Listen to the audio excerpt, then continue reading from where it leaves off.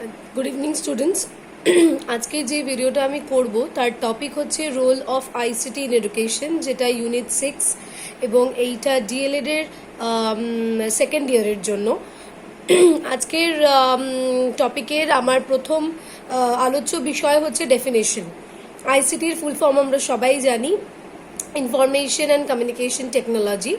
তো তার ডেফিনেশনটা মেনলি হচ্ছে এইটা যে যদি তুমি কম্পিউটার ল্যাঙ্গুয়েজ যদি বলো তাহলে বেসিক্যালি হচ্ছে এটা ইট can B defined as the use of hardware and software efficient management of information. It refers to the form of technology that are used to transmit, store, create, share or exchange particular task. It plays an important role in the way we communicate, learn, live. তাহলে basically হচ্ছে এটা এমন ধরনের একটা technology যেখান থেকে information পাওয়া যায় এবং যে সেই ইনফরমেশনসগুলো আমরা সেই টেকনোলজিগুলোকেই ইউজ করে স্টোর করতে পারি, ক্রিয়েট করতে পারি নতুন ডেটাস, এক্সচেঞ্জ করতে পারি ডিফারেন্ট জায়গায়, বা ট্রান্সমিট করতে পারি মেসেজেস, অনেক রকম। যেমন একটা টেকনোলজি ইউজের আমরা বলতে পারি ইন্টারনেট। সবাই আমরা এখন স্মার্টফোন ইউজ করি এবং থ্রু ইন্টারনেট আমরা কিন্তু যে কোনো জিনিস শেয়ার করতে পারি। কিছু যদি চাই তাহলে আমরা স্টোর করতে পারি। যদি আমরা নিজস্ব কিছু জিনিস ক্রিয়েট করতে চাই সেটাও ক্রিয়েট করা যেতে পারে। যদি নলেজ আমরা ট্রান্সমিট করতে চাই through using the method, the mode of transmission, that also you can do that. Okay, এবার আমাদের টপিকটা হচ্ছে role of ICT in education. তাহলে আইসিটি ইন এডুকেশনের মানেটা কি? আইসিটি ইন এডুকেশনের প্রথম যে পয়েন্টটা সেটা হচ্ছে teaching and learning through ICT. Education মানে হচ্ছে দুটো সেক্টরের কথা বলা হচ্ছে। একটা হচ্ছে একটা মোড অফ বা একটা ক্যাটাগরিজ যারা পড়াচ্ছে, যারা নলেজ ট্রান্সমিট করছে, আর আরেকটা যে ক্যাটাগরিজ রয়েছে এডুকেশনে, তারা সেক্টরস রয়েছে এডুকেশন সেক্টর, তারা হচ্ছে সেই নলেজগুলো নিচ্ছে স্টুডেন্টস। তাহলে টিচিং অ্যান্ড লার্নিং, যারা পড়াবে তারা কিভাবে ইউজ করবে এই মোডটা, এবং যারা পড়ছে, যারা নলেজটা জানছে, তারা কিভাবে সেগুলো জানবে through that mode of ICT. Next হচ্ছে education policy makers and planners must first of all be clear about what educational outcomes are being targeted. These broad goals should guide the choice of technologies to be used and their modalities of use. তাহলে যারা এবার educational অনেক policy আছে, educational প্ল্যানার্সরা আছে, তাদেরকে আগে জানতে হবে যে তারা এই আইসিটির এই টেকনোলজিটাকে ইউজ করে কোন কোন টার্গেটকে ফুলফিল করতে চাইছে। কারণ আগে আমাকে এম ডিসাইড করতে হবে, অবজেক্টিভস ডিসাইড করতে হবে, স্কোপ ডিসাইড করতে হবে, তারপর আমি ইমপ্লিমেন্ট করতে পারি। তাহলে ঠিক ওই একই কথা যে ইউজ অফ টেকনোলজি বা উইচ টাইপ অফ মোড, তুমি কোন ধরনের মোডটা ইউজ করতে চাইছো সেটা আগে এডুকেশনাল যারা পলিসি মেকার্স বা প্ল্যানার্স তাদেরকে ঠিক রাখতে হবে এবং ওই অ্যাকর্ডিং মডেল সেট করতে হবে এবং সেই অ্যাকর্ডিং তবে ইমপ্লিমেন্ট করা যাবে এবং সেটা অ্যাপ্রোপ্রিয়েট হবে। The potential of each technology varies according to how it is used. এবার একজনের কথা বলা হচ্ছে পোটেনশিয়াল অফ টেকনোলজি, মানে প্রত্যেকের আইসিটির মোডের মধ্যে কম্পিউটার পড়ে, ইন্টারনেট পড়ে, ফোনস পড়ছে, রেডিও পড়ছে, অডিও ভিজুয়ালস পড়ছে, অনেক কিছু পড়ে। তো প্রত্যেকের যে এম সেগুলো কিন্তু একে অপরের থেকে ডিফারেন্ট। এবার সেটাই এখানে বলেছে যে টেকনোলজির যে এম সেটা কিন্তু একে অপরের থেকে আলাদা এবং ইট ক্যান বি ভ্যারিড। তো এখানে হ্যাডেড অ্যান্ড ডেক্সলারের কথা বলছে, তিনি 5টা স্তরের টেকনোলজি কথা বলেছেন। একটা হচ্ছে presentation, then demonstration, then drill and practice, then interaction and then collaboration বা কোলাবোরেটিভ লার্নিং। এইবার কোন কোন জায়গায় ডেমনস্ট্রেশন অ্যান্ড প্রেজেন্টেশনটা ইউজ হতে পারে? একটা হচ্ছে যেমন প্রিন্ট, অডিও আর video cassettes, TV, radio broadcast, computers or the internet, এইসব জায়গায় প্রেজেন্টেশন অ্যান্ড ডেমনস্ট্রেশন।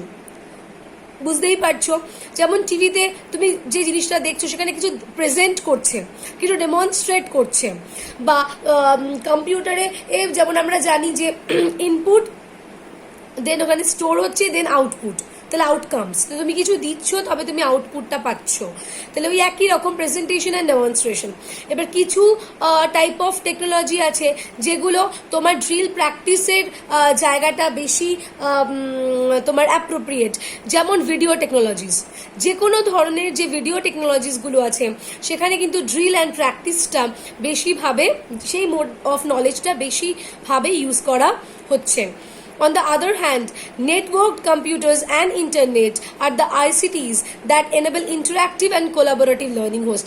এই যে আমি মোডটা চুজ করেছি, যেমন ভিডিও করছি, এখানে তোমরা আমার সাথে ইন্টারাকশন বা কোলাবোরেশনটা এস্টাবলিশ করা যাচ্ছে না, কিন্তু যদি আমি এই একটা অনলাইন মোডে যদি আমি লাইভ ক্লাসেস নিই তাহলে সেক্ষেত্রে ইন্টারাকশনটা করা যেতে পারে, কারণ সেখানে তোমরাও থাকবে তার অপোজিট সাইডে।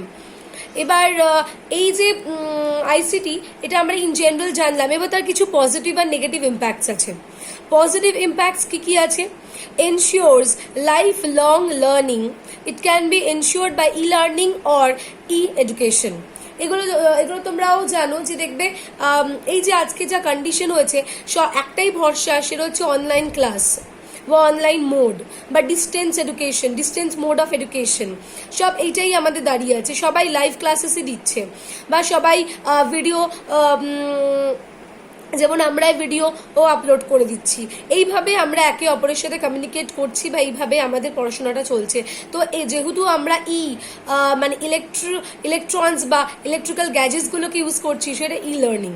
যেমন সিবিএসইতে কিছু ই বুকস থাকে যেটা easily you can download from the internet. তো ইন্টারনেটের থ্রুতে আমরা কি করতে পারি না, তো এটা লাইফ লং, যতদিন তোমার বাড়িতে যদি নেটওয়ার্কের ইন্টারনেটের অ্যাভেলেবিলিটি থাকে এবং সেই অ্যাকর্ডিং ইলেকট্রিক্যাল অ্যাপ্লায়েন্স থাকে, তাহলে তুমি লাইফ লং স্টাডি করতে পারছো। Also enables distance learning, a teacher teaching his students through the use of ICT, even though geographically dispersed. Geographically dispersed মানে আমার বাড়ি বা আমার স্টুডেন্টদের বাড়ি এক জায়গায় নয়, বা কোনোভাবে আমরা একে অপরের সাথে দেখা করতে পারছি না, তাহলে সেক্ষেত্রে আমরা ডিস্টেন্স লার্নিং করতে পারি। সে তার বাড়িতে বসেই আমার সাথে কথা বলতে পারবে, বা আমি আমার বাড়িতে বসেই তাকে যেটা আমি পড়াতে চাইছি বা কমিউনিকেট করতে চাইছি সেটা আমি করতে পারবো, যদি আমি শুধু এডুকেশন সেক্টরের কথাই বলে থাকি।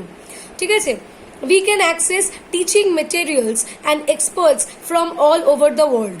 We can consult to many experts by video conferencing. আমরা যদি ভিডিও কনফারেন্স নাও করি, আমরা যদি একটুখানি ইউটিউবেই কোনো একটা বা গুগলেই কোনো একটা টপিককে সার্চ করতে চাই, তাহলে আমরা অনেক রকমের অপশনস পাবো।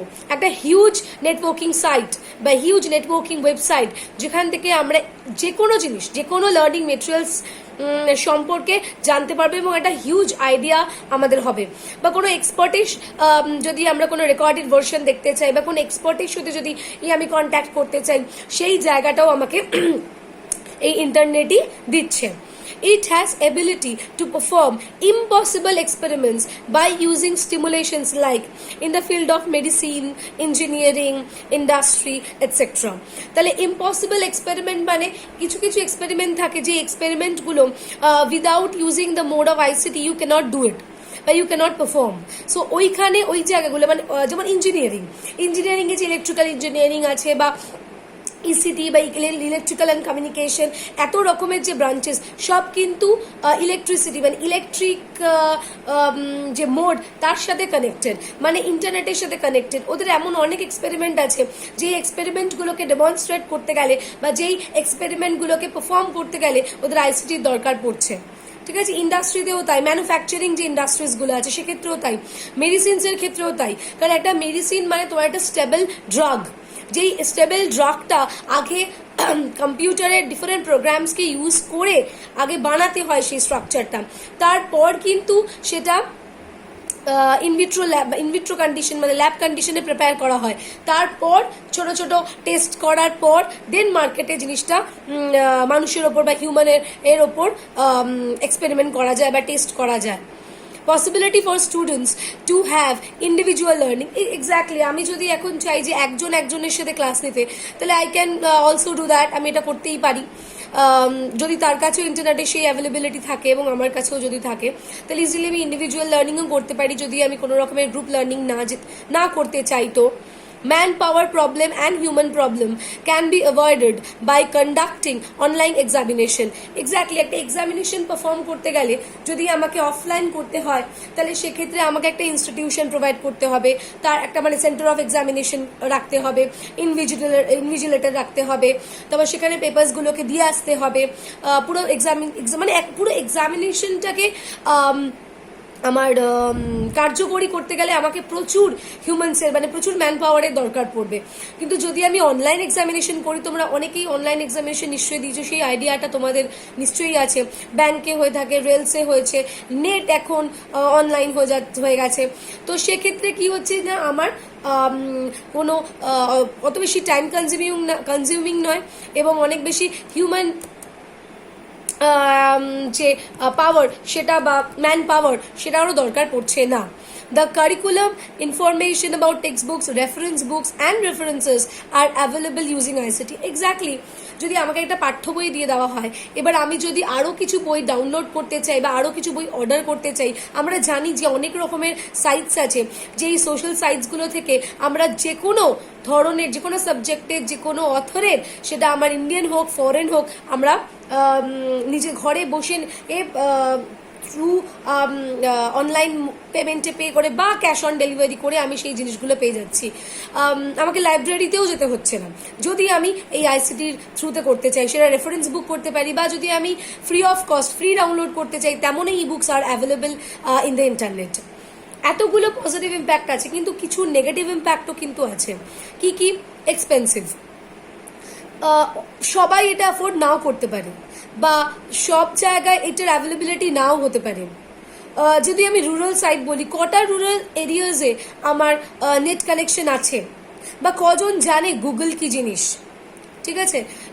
এইটা একটা বিষয়, মানে অ্যাওয়ারনেস। তার উপর এটা আছে, যদি আমি জানিও আমার কাছে অতটা সামর্থ্য আছে কিনা যে আমি ওটা রাখতে পারবো, আমি ইউজ করতে পারবো।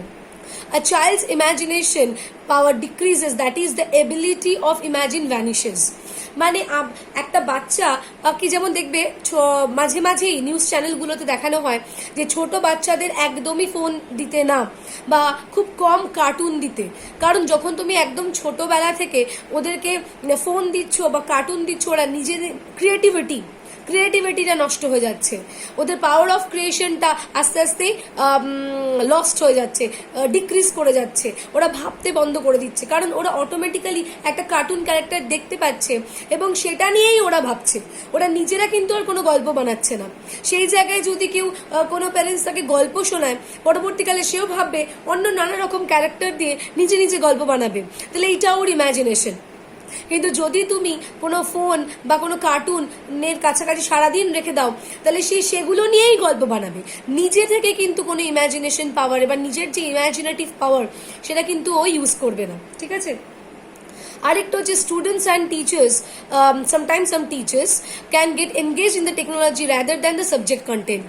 আমি যার জন্য, যেহেতু গুগল বা যেহেতু ইন্টারনেট একটা huge area of knowledge, wide variety of knowledge, তো আমি যেটা আমার দরকার সেখান থেকে আমার ডাইভার্ট হয়ে যেতে পারি।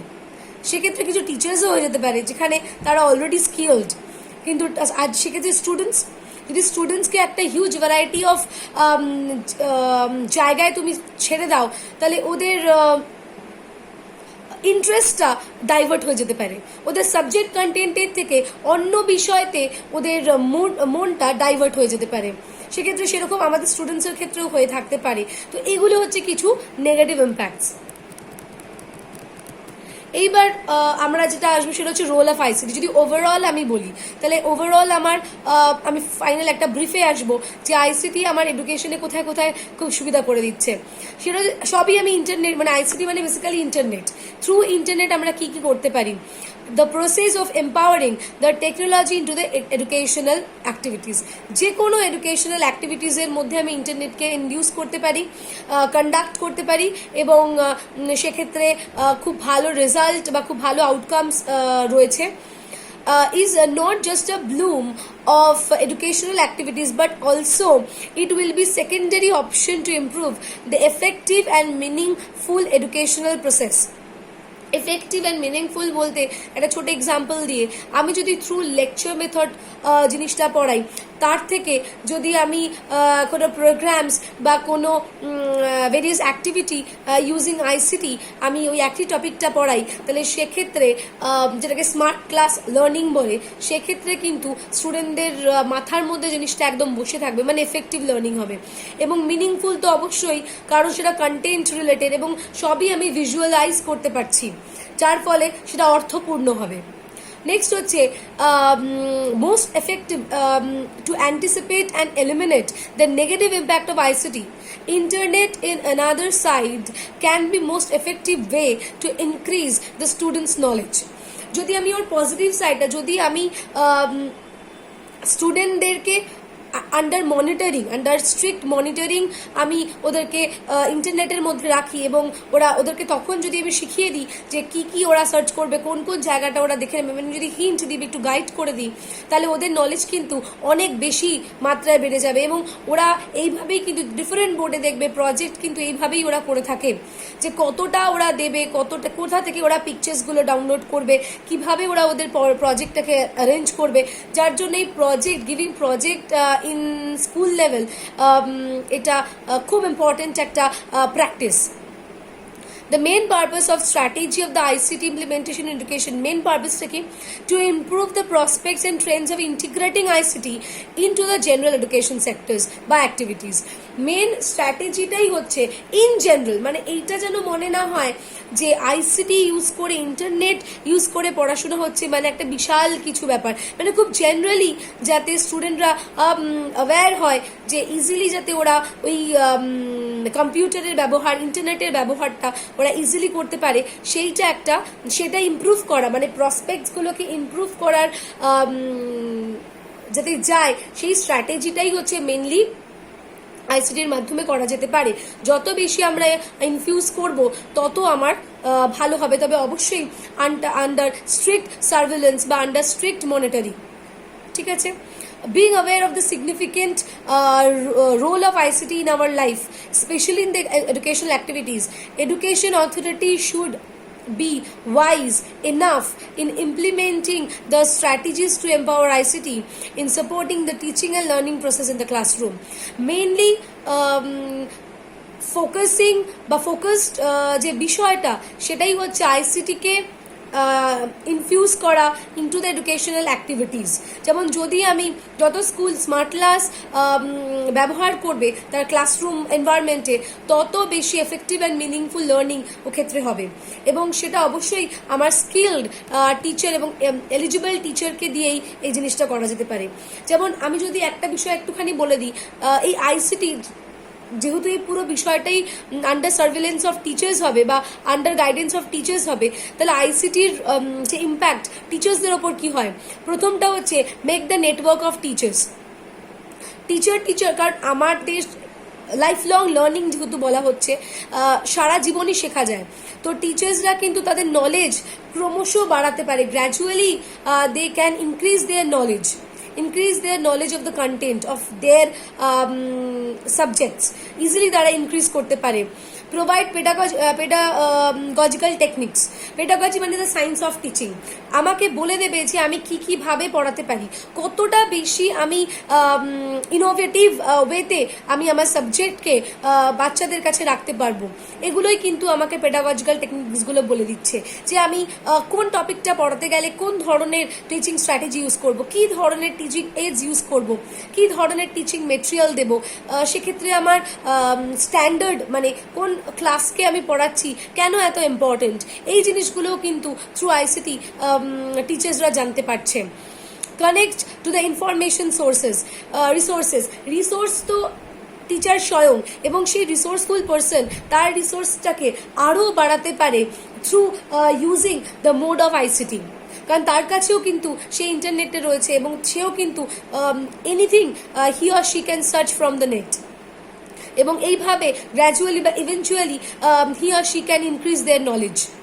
আরেকটা হচ্ছে হেল্পফুল টু প্রিপেয়ারিং লেসন্স, এবং আমরা তোমরা লেসন প্ল্যানটা সম্পর্কে ওয়াকিবহল। লেসন প্ল্যান করার একটাই কারণ যে একটা প্রিসাইজ এবং একটা প্রসেসড প্ল্যানস রেডি করে নিয়ে যাওয়া, যে কিভাবে আমি আমার ক্লাসটাকে ডেমনস্ট্রেট করব বা কি করে আমি আমার ক্লাসটাকে কন্ট্রোল করব এবং ইন্টারেস্টিং করব।